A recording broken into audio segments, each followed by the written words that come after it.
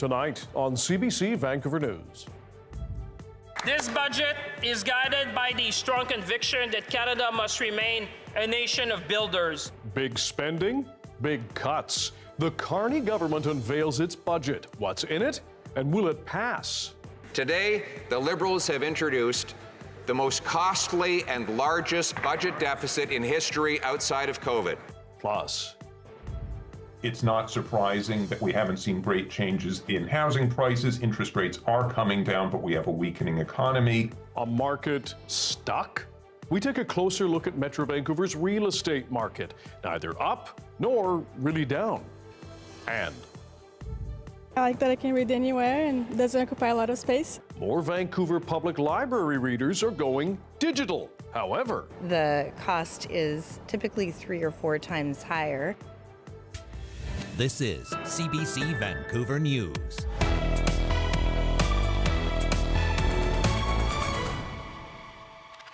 hello, I'm Dan Burritt. Thanks for joining us. It has massive spending and massive cuts. The Carney government has now unveiled its first federal budget. The Liberals project a deficit of more than $78 billion, ballooning from $42 billion in the previous fall update. The government also pledges what it calls generational investments amid ongoing economic uncertainty from the U.S.-sparked trade war. Kate McKenna has our top story. The Carney government's first budget hits the reset button after Donald Trump's re-election. Mr. Speaker, when our steel, aluminum, forestry, auto, and agriculture industries were hit by U.S. tariff and trade disruptions, we did not stand by and wait for the storm to pass. It's a budget with big spending and big cuts. There will be $280 billion in capital investments over 5 years, targeting infrastructure, productivity, defense, and home building. This budget is guided by the strong conviction that Canada must remain a nation of builders, of infrastructure and of innovation, of trust in public institutions and hope for generations to come. But it also includes $60 billion in cuts, including 40,000 public sector jobs over 5 years. We need to bring back the civil service to a more sustainable level. It also includes a massive deficit, coming in at over $78 billion, still less than some economists predicted. The government's books remain sustainable. I suspect that pretty much any other G7 country would happily trade places with Canada right now with our deficit number, including the United States. All of this happening with Trump's tariffs and aggressive industrial policy in the background, and Canada's own economy lagging. Prime Minister Carney may have been handed one of the worst decks to play cards with. These are some of the worst cards you can imagine. But Conservative leader Pierre Poilievre says that's no excuse for a deficit this big. Today, the Liberals have introduced the most costly and largest budget deficit in history outside of COVID. The cost of this Liberal budget will drive up the cost of food, housing, and everything else that Canadians buy. Mark Carney will need to sell this budget to Canadians, but also to the opposition parties. In a minority parliament, at least some opposition MPs will need to support it or abstain in order for the budget to pass. If it's voted down, that could trigger an election before the end of the year. Kate McKenna, CBC News, Ottawa. meanwhile, the Liberals now have to court one less opposition MP to vote for the budget. Nova Scotia's Chris d'Entremont has resigned from the Conservative caucus to join the Liberals. In a statement, d'Entremont says there is a better path forward for the country and crossed the floor after speaking with constituents. The Liberals are now just 2 seats short of a majority to pass the budget. Conservative leader Pierre Poilievre is demanding a more affordable economic plan, arguing Canadians have made enough sacrifices. Only one other party leader says he's willing to even consider backing the budget. I hardly see how, after having met with our caucus tonight, we could vote in favor of this budget. Those $78 billion of deficit, whatever tricks they want to invent, there's nothing of what we did ask in the budget. I can tell you that New Democrats are going to take the time to study this budget. We're going to consult with stakeholders. We're going to talk to Canadians, particularly working Canadians. and review this budget to see if this budget passes our lens of whether it works for working Canadians. In this province, the provincial government's appeal of the landmark Cowichan tribe's land title decision is looming large as Indigenous leaders from across BC meet with the Premier and his cabinet in Vancouver. But as Katie DeRosa reports, they're looking at ways to work together economically. Our relationship not only has changed, but the political atmosphere, if you will, has definitely changed. Indigenous leaders standing alongside the Premier at the annual BC Cabinet and First Nations leaders gathering, but standing apart on their approach to the landmark Cowichan decision. That BC Supreme Court ruling granted the Cowichan Nation Aboriginal title to a parcel of land in Richmond, a case that has raised concerns over how it impacts about 125 property owners in the area. The BC government has asked for a stay of the decision and is appealing, arguing that Aboriginal title and private property cannot coexist in their full form. The decision that came out said that the Crown grant of land is invalid, and that therefore the titles that follow from that are invalid. And I could stand here in front of the cameras and say, no, don't worry about it, it's fine, it'll all work. It needs to be clarified. That decision is serious. Chief of the Layaxin First Nation, which is part of the Cowichan Nation, stressed it's up to the province to sit down and negotiate with them. We agree that it is fear-mongering, that it isn't the individual private property owner that has a consequence. First Nations leaders and the BC government do agree that any uncertainty around Aboriginal title can be addressed through treaties and land agreements. Still, many expect this case to go all the way to the Supreme Court of Canada, and that could take years to resolve. Beyond the court ruling, BC cabinet ministers and First Nations leaders are set to discuss resource development, Indigenous co-ownership of the North Coast transmission line, and a possible pipeline from Alberta to BC's North Coast. Katie DeRosa, CBC News, Victoria. Police are trying to piece together the death of a man. He was found dead at the protest camp of a controversial ostrich farm here in BC. RCMP in Nakusp say the man died a sudden death, and they don't believe it is suspicious. The Supreme Court of Canada is set to decide on Thursday on hearing a last-ditch appeal against a cull order on the birds there. The Canadian Food Inspection Agency ordered about 400 birds to be killed after detecting avian flu there last December. Protesters have been fighting that agency since, with the help of high-profile American bureaucrats. It appears a BC billionaire's bid to take over more than 24 former Hudson's Bay stores is over. The defunct retailer is returning its former locations to landlords. Ruby Liu had been fighting in court to take over the leases after securing 3 properties in malls she owns here in BC. A representative for HBC says it's ending the leases it had for 25 properties Liu tried to buy. Landlords, including Cadillac Fairview and Oxford Properties, had argued that Liu's business plan was not good enough. We're getting a closer look at a train derailment along Kamloops Lake on Saturday night. 17 cars went off the rails, 2 of them spilling jet fuel into the water. Officials checked the site by boat on Sunday. Have a look. Containment booms have been set up around the area where that fuel is. 5 of the rail cars were loaded with gypsum and are among the cars that tumbled onto the embankment. The tracks are now cleared, which allows cleanup equipment to be delivered to the site. It was another month of sluggish home sales in and around Greater Vancouver. The organization that tracks real estate data across our region showed lower prices and lower home sales in October. As Justin McElroy reports, there's little sign of change in that now 3-year trend. Over the past few months, many people have talked about Vancouver's real estate market as a slowdown, a slumping market. But last month's real estate numbers for Greater Vancouver just came in, and things aren't really going down or slumping. They're just sort of stuck. Here is a chart. It shows the 12-month average of the number of residential properties sold in Greater Vancouver, updated every month. 2,255 properties were sold last month in the region. That's a little less than last October, a little bit more than the October before that, but it's been around the same number for a while now. At the same time, that hasn't meant major changes to actual housing prices. Here is another chart. Prices are down from the height of the market about 7 or 8%, but that's just 2 or 3% a year. It's not surprising that we haven't seen great changes in housing prices. Interest rates are coming down, but we have a weakening economy. In addition to that, say economists, the economy isn't weak enough to force mass sell-offs of homes, and the price points are still high for too many locals. It's still a very unaffordable market, and that's one of the deep challenges, that you aren't seeing large declines in prices. A lot of sellers or people in the market don't want to, they're not in that environment where they have to sell because the economy isn't doing that poorly. So things are stuck, and projects that were financed based on assumptions from Vancouver's past housing market are now entering this new reality, which is why developers are getting worried. But you and Davidoff say they're not expecting major changes to help them. For one, you thinks most developers will survive, they just won't make as much money as they used to. They won't move forward on some, and they'll be fine. They just won't have additional profitability going forward. And Davidoff thinks politicians will support that trade-off.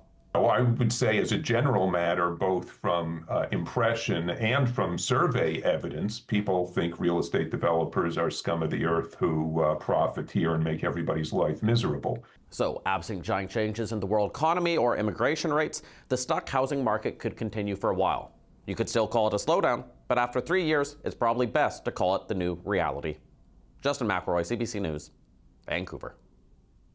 If you are a reader, do you like a book in your hand or a device? Well, many Vancouver library users have tilted toward digital borrowing, which has now surpassed physical loans. But as Chad Pawson explains, that is adding pressure on how to pay for those items.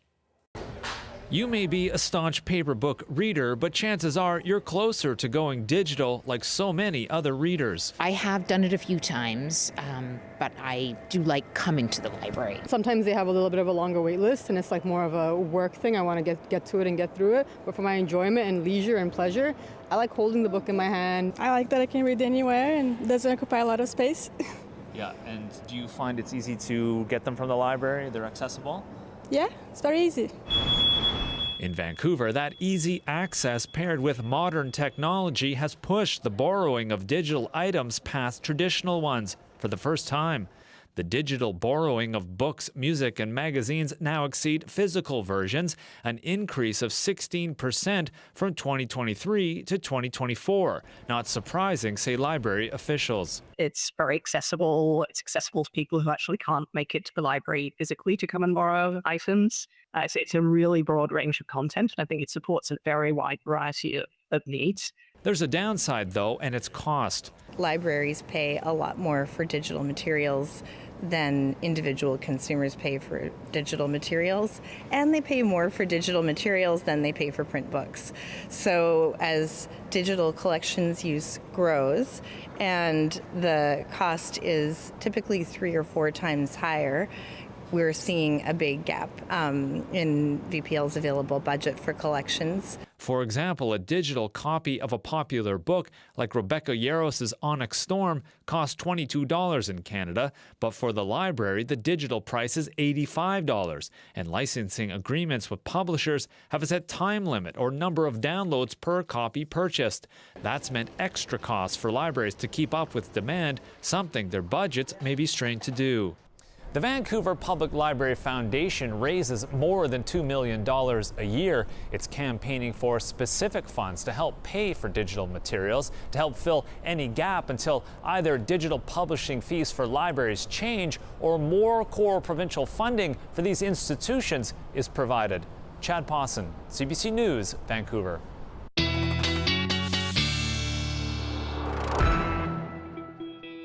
Darius Madavi here with a first glance at the weather. Shock. Rain is in the forecast. Rain. It's fall in BC. Lots of rain coming in for the coast. It's going to reach the south coast overnight tonight for the vast majority of southwest BC. Expect a wet day tomorrow. Then we were going to see that rain continue on and off throughout the week, but maybe a dry weekend ahead. Now, but let's not get ahead of ourselves. Wind warning in place for the North Island. That should come down by late tomorrow morning. Warning of coastal flooding for parts of Haida Gwaii, and then weather statements warning of the possibility of elevated water levels near the coast because of high tide coinciding with some storm surge as those strong winds blow tonight into tomorrow, and then returning again midday Thursday. We'll talk more about the rain that's coming later in the show. Dan? Sounds good. Thanks. Thank you. Signs our country's relationship with China is starting to thaw. Canada is getting the green light as an approved destination for Chinese travelers once again. That story after this.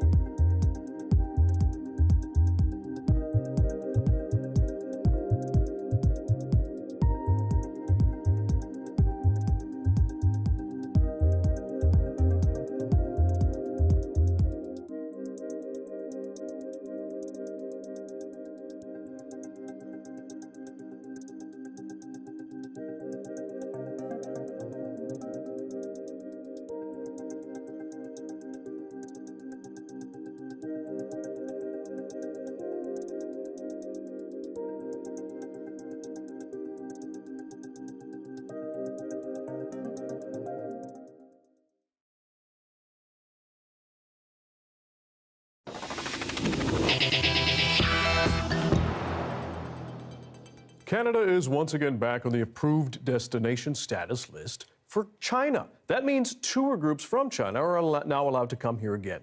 Beijing had left Canada off that list amid turmoil over foreign interference claims from 2023. As Pinky Wong reports, a local tour operator says it is a welcome change. Very happy for this news. This Richmond agency has been in business targeting Mandarin-speaking customers for 3 decades. We have nearly 70 or 75% of the customers are tour groups. He says the agency saw a drop in Chinese tourists since Sino-Canada relations turned sour in 2018 after the arrest of Huawei's chief financial officer Meng Wanzhou on a U.S. extradition warrant. In 2023, Canada was left off the approved destination list as allegations of Chinese foreign interference rankled Beijing. The reinstatement came days after Prime Minister Mark Carney met with Chinese President Xi Jinping.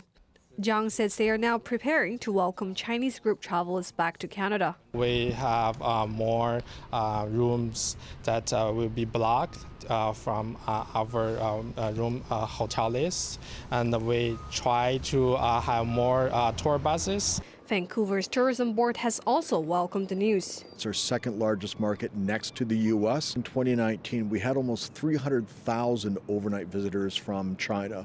Today, there's about 118,000 year to date.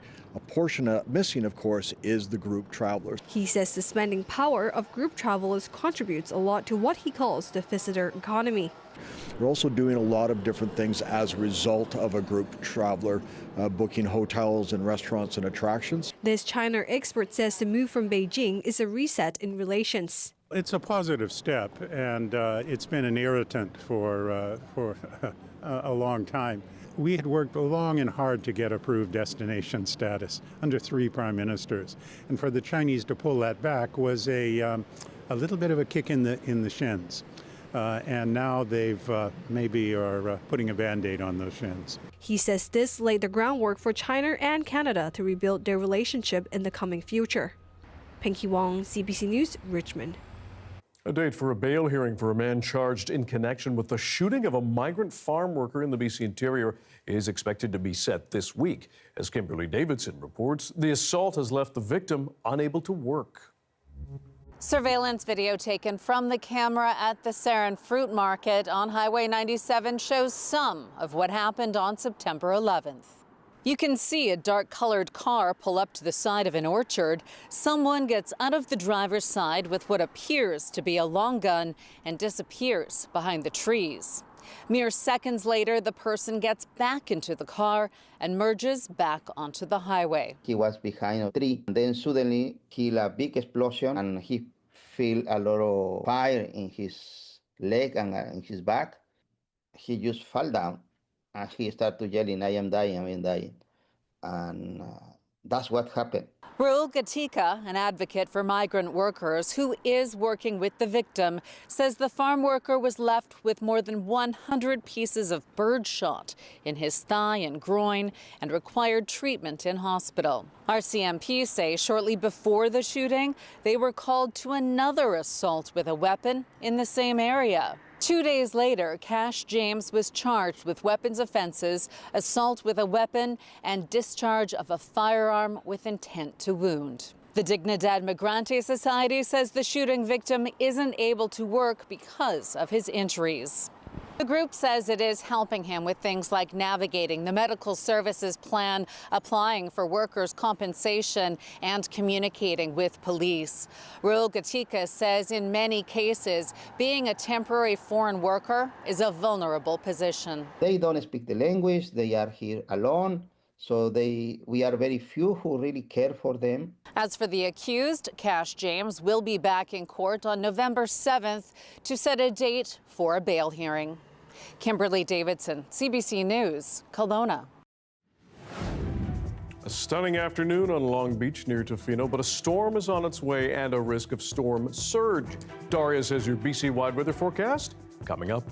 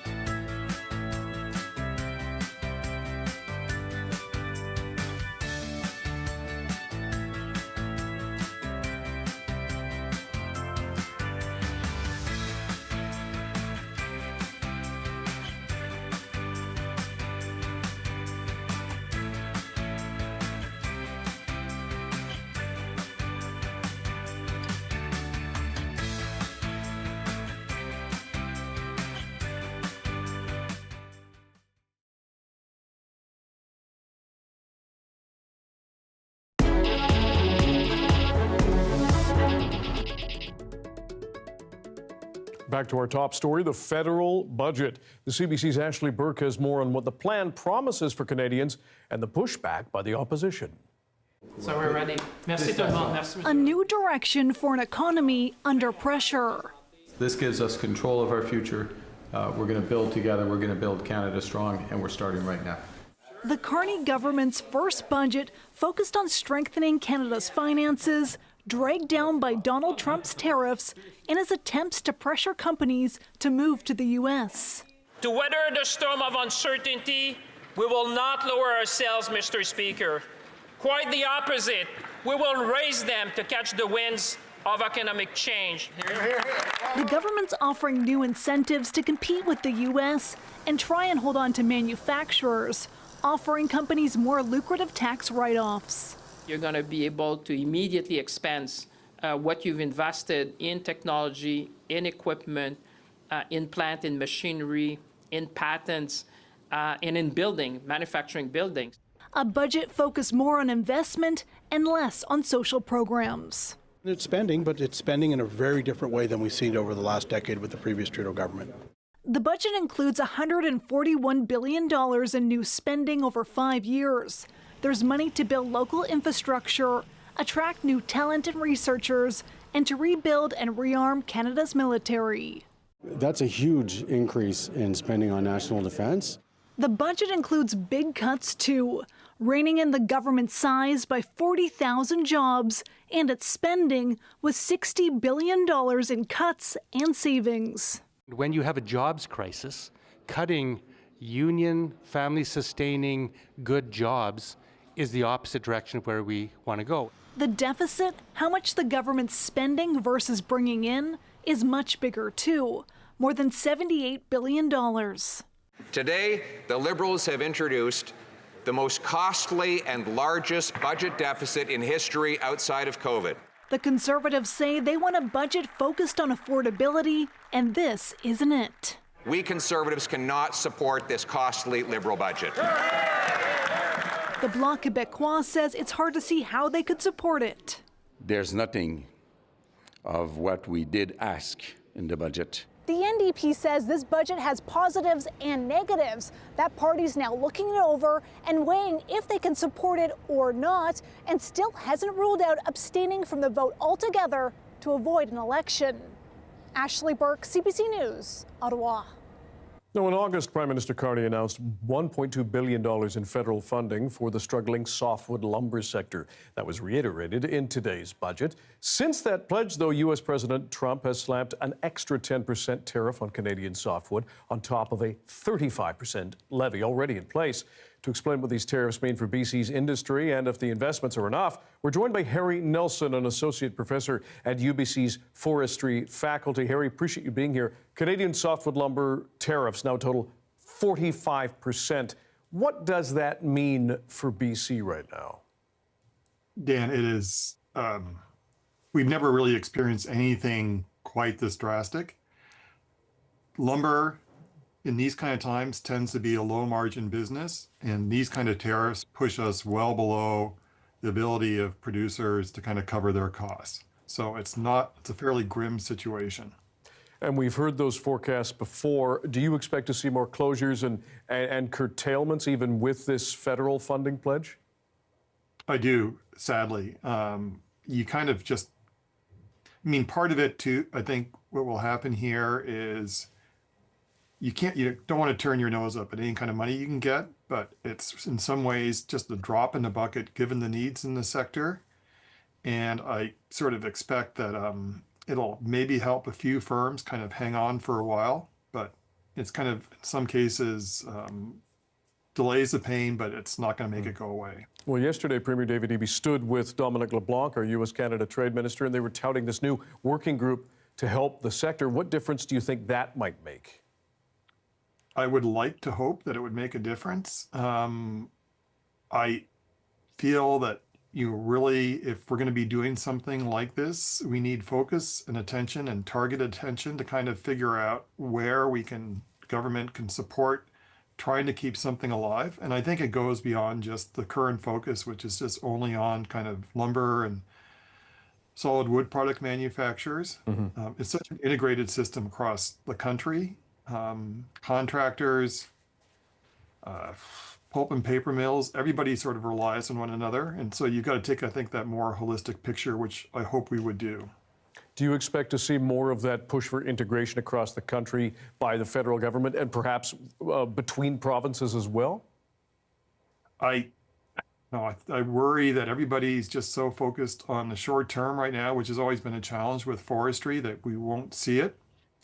And again, as I said, 700 million, 500 million, either of those, they don't go far when you sort of think about, how much is needed probably within each province. And so it'd be nice to see, but I'm not keeping, my hopes aren't high about that. Erin Nelson, an associate professor at the University of BC's Forestry faculty. We appreciate your time and expertise. Thanks for joining us. Thank you, Dan.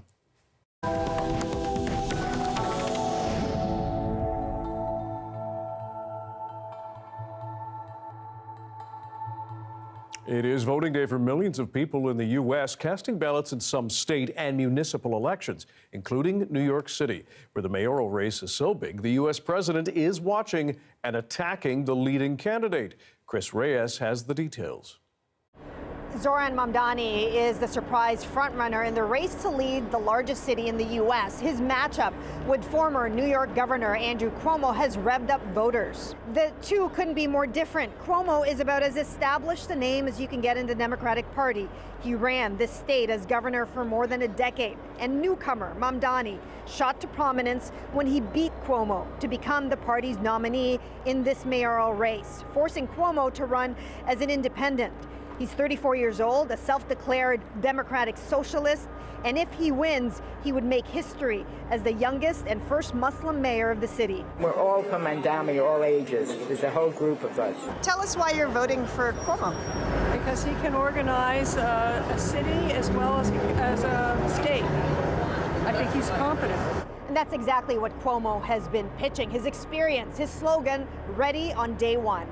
He also says he's the right person to take on President Donald Trump, who has leveled threats against New York, including pulling billions of dollars in federal funding if Mamdani wins. Trump has also urged voters to choose Cuomo. Over the weekend, he told CBS's 60 Minutes he would rather support a bad Democrat than Mamdani, who he then accused of being a communist. This is the most important election of my lifetime. This is going to determine the future of the city of New York. The popularity of Mamdani's campaign platform has caught some off guard here in New York, the financial center of the country, a symbol of capitalism. He pledges higher taxes on corporations and the city's wealthiest, free buses, no-cost childcare, and government-run grocery stores. We are on the brink of making history in our city, on the brink of saying goodbye to a politics of the past. New Yorkers are expected to turn out in record numbers. More than 700,000 have already voted early. That's 4 times more than in the last election. Chris Reyes, CBC News, New York. Now, polls have closed and early voting results are in from New York. It shows Democrat Zohran Mamdani leading that mayoral race. Former New York State Governor, now independent mayoral candidate Andrew Cuomo, trailing behind him. City election data says more people have voted in this election than in the entire 2021 mayor's race. Meanwhile, there's been history made in Virginia's election. Abigail Spanberger is the new governor there, the first woman to ever lead the Commonwealth. Associated Press tallies show Virginians cast more than 1.1 million early in-person votes and nearly 330,000 mail-in ballots before Election Day. Kentucky's governor says at least 3 people have been killed and 11 more hurt after a deadly crash in Louisville involving a UPS cargo plane. This is the scene of that fiery crash, stretching more than a kilometer. The plane crashed shortly after takeoff from Louisville International Airport. It was heading to Honolulu. The number of victims is expected to grow. Anybody who has seen the images and the video know how violent this crash is. And there are a lot of families that are going to be waiting and wondering for a period of time. We're going to try to get them that information as fast as we can. How it happened, the National Transportation Safety Board has been called in. Dick Cheney has died at the age of 84. He was U.S. Vice President under George W. Bush and served under 2 other Republican presidents. Willie Lowry looks at the legacy Cheney leaves behind. Dick Cheney leaves a complicated legacy, but one that is perhaps unmatched in Washington. He is widely regarded as one of, if not the most powerful vice presidents in U.S. history.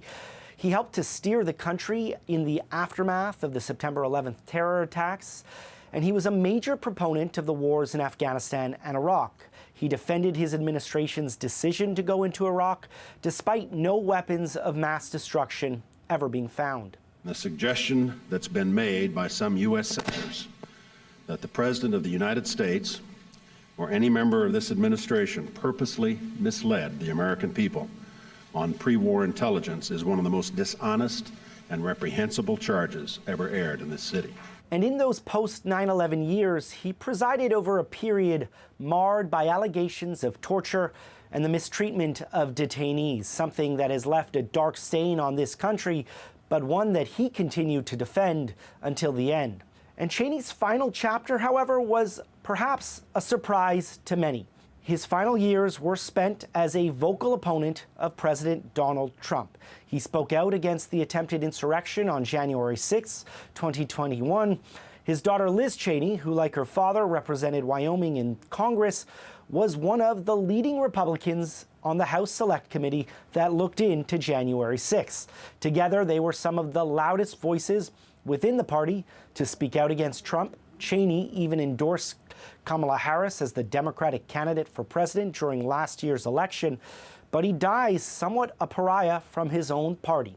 Republicans essentially cast Cheney and his daughter aside, embracing Donald Trump and the MAGA movement instead.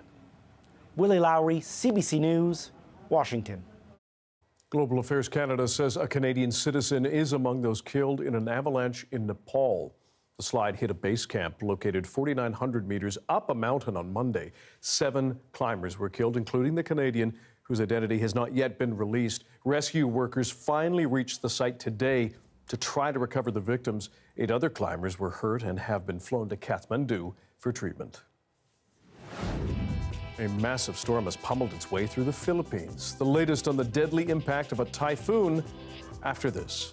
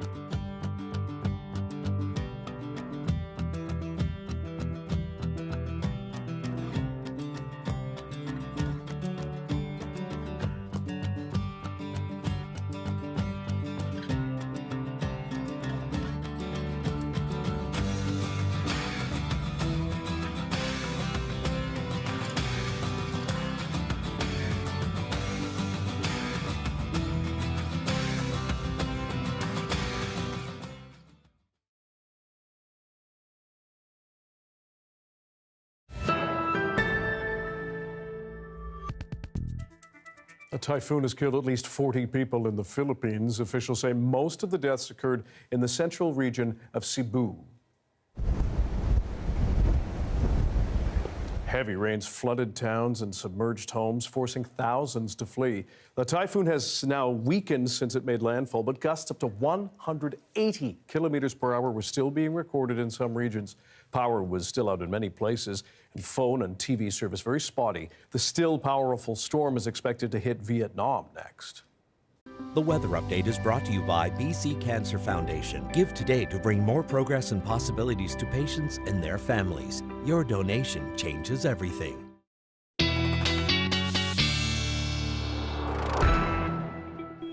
Darius Madava here with our BC-wide weather forecast, but we have to go to the other side of this country and another storm that's hitting. That's right, a major storm hitting Newfoundland, and we've seen some of the strongest wind gusts in parts of Atlantic Canada since Fiona in 2022. This is a major storm. Now, this is some of the footage that we've seen coming off the east coast. Waves up to 8 meters high, and they could reach up to 12 meters by the time this storm is through. Here are some of the strongest wind gusts that we've seen, 171 kilometers per hour in Trepassey, Newfoundland. I will note that St. Mary's, which is just about here in Newfoundland, has seen a major fish plant destroyed in a fire because of those hurricane-force winds, making it impossible to contain the blaze. Now, that is a breaking story, so more on our website, but that is will continue to develop over the next few hours, I imagine. Now, also seeing some heavy rain. This is Trans-Canada Highway in Newfoundland near St. John's. Those heavy rains and heavy snowfall in some parts of Newfoundland, especially more eastern parts, also causing major disruptions. The worst of the storm should be passed by tomorrow, but this is a, you may hear the term thrown around, bomb cyclone or weather bomb. Fast developing storm. That's really what it comes down to. And as that storm continues to develop, we see stronger wind gusts and heavier rainfall. Technical definition is that the pressure drops 24 millibars in under 24 hours. But the important thing is very strong storm, and that is expected to continue into tomorrow. Now, over here on the west coast, also some interesting weather, but nothing quite so dramatic. A little bit of rain is on the way, and I would say a little bit more rain for parts of the west coast of the island, where rainfall totals are expected to be higher. We do have that wind warning in place for the North Island. Strong wind gusts are expected to continue into tomorrow, and then probably see another wave of those strong wind gusts as we get into Thursday midday for parts of southwest BC. That heavy rainfall that's coming in is going to be affecting mostly the west coast of the island, but we're also going to see some snow breaking into parts of the interior, and not just those higher elevations. Areas in the north, including the central interior, will see snow, although in the central interior, it'll turn to rain at around noon tomorrow. That should wipe away whatever fell on the ground. But up at the piece, 5 centimeters of snow expected, so a fair amount. And the snow is expected to continue over the next few days in the northeast because temperatures there not likely to come back up above zero until maybe Friday, Saturday at the earliest. Here's our 5-day forecast, Dan. More rain comes tomorrow, continues, returns again on Thursday, I should say. And then some sunshine is likely for the weekend. That will be nice. Thank you, Darius. Thank you.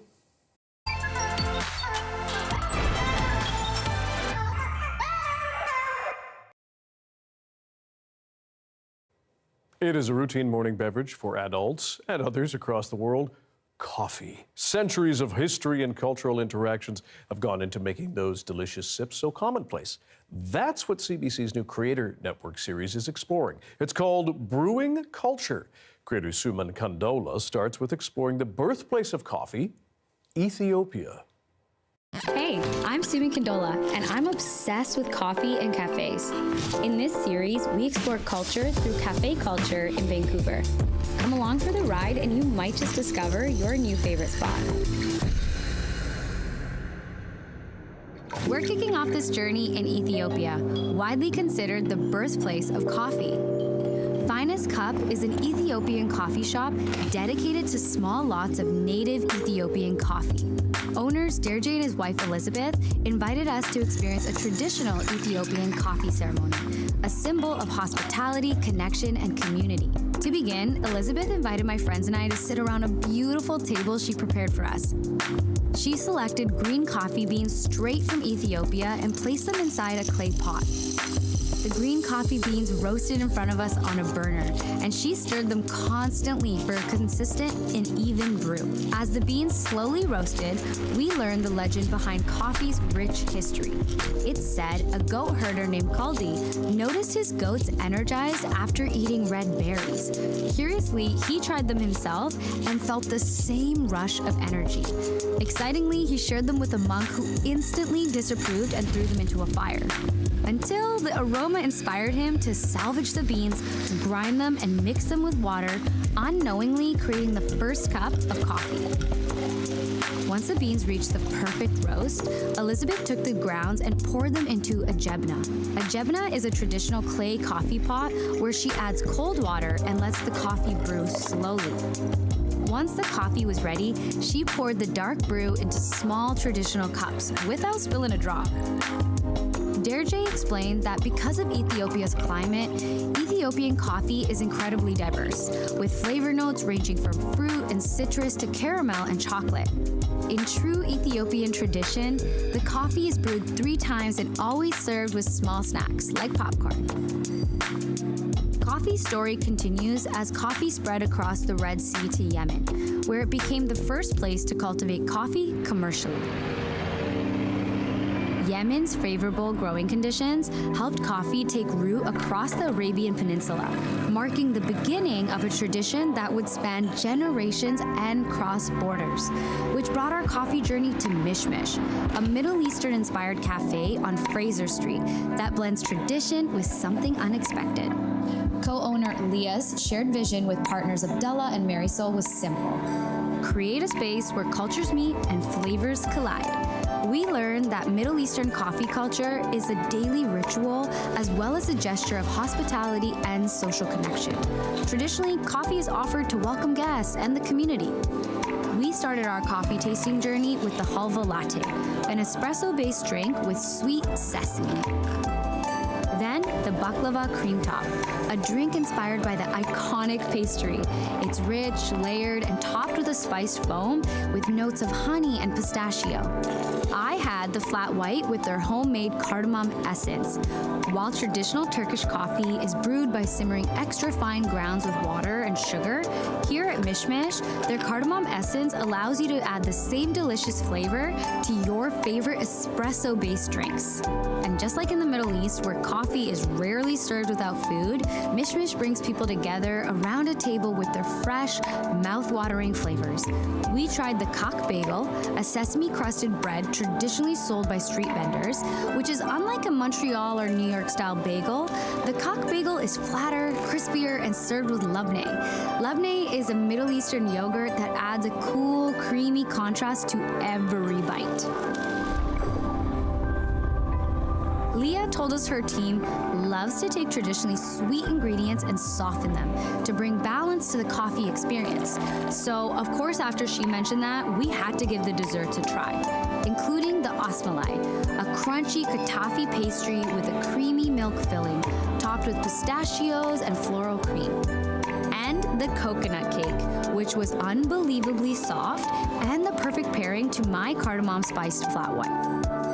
At Mishmish, we got to taste tradition that has spanned generations and created something entirely new. For a small window of time, Yemen was the only country trading coffee internationally through their port Mocha. The drink quickly spread across trade routes to Europe, where Europeans took mocha one step further and mixed real chocolate with coffee and called it a mocha. Stay tuned for our next adventures as we explore the rich and delicious coffee culture from around the world right here in Vancouver. The demand for electricity surges across the globe with new EVs on the roads, but could those cars and trucks actually power up the grid instead of taking from it? That story's next.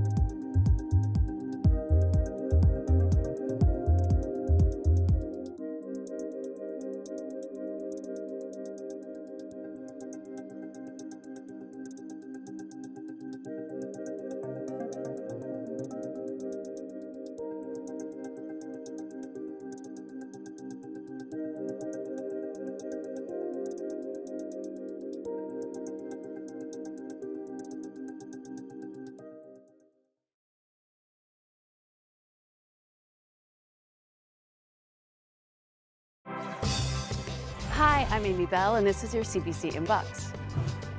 Join CBC's Michelle Elliott on November 12th for an unforgettable evening of storytelling, leadership, healing, and unity at the Better Not Bitter Summit. For tickets, visit betternotbitter.ca. And the Chutzpah Festival returns November 12th to 23rd with an exciting lineup of performances including dance, music, theater, and more. For tickets, visit chutzpahfestival.com. The rise of electric vehicles means a surge in global demand for power. But researchers in Burnaby are testing to see if EVs can give power back to the grid. Johanna Wagstaff explores vehicle-to-grid technology. There's a looming energy crisis. From EVs to air conditioners to AI data centers, everything is plugging into power grids that weren't built for this kind of demand. But thanks to new technology, the same EV vehicles draining the grid could actually become power sources themselves. It's called Vehicle to Grid, or V2G, and it turns every parked electric bus, truck, or car into a mini power station. When these vehicles are idle, in the evenings or in between shifts, they can feed their battery energy back into the grid, essentially borrowing power during the day and returning it when the system is stressed, like that 5 to 9 p.m. household demand, or even during a blackout. In a pilot project in Burnaby, BC, those mini power plants are bright yellow. This might look like a regular school bus, but it's not. This is both a school bus and a giant mobile battery. Our electric buses don't just draw power, they can also give back to the grid. This means that they can support BC Hydro during times of peak demand, help offset costs of electrification, and provide backup power when needed. Buses like the ones here at Lynch can power up to 75 homes for about 2 hours. Even just a couple buses parked by 5 p.m. is enough to carry a whole neighborhood through the evening peak before recharging overnight, ready for the morning run. Smart chargers made by a BC company called Fuse Power tell the bus when to pull energy and when to give it back, a genuine two-way street for electricity. And there's another perk. During peak hours when electricity is most expensive, cities can actually make money by selling that power back. That revenue helps offset the cost of electrifying fleets in the first place. The whole idea isn't new, but this is Canada's first large-scale field test. Research suggests V2G could meet up to 20% of Canada's new electricity demand in the next 2 decades. So it's not just Burnaby. Around the world, cities are adopting this technology. Experts say within a few years, vehicle-to-grid could go mainstream and private EVs could join in. Solving our energy crunch isn't just about building more power plants, it's about rethinking where energy lives and how to share it.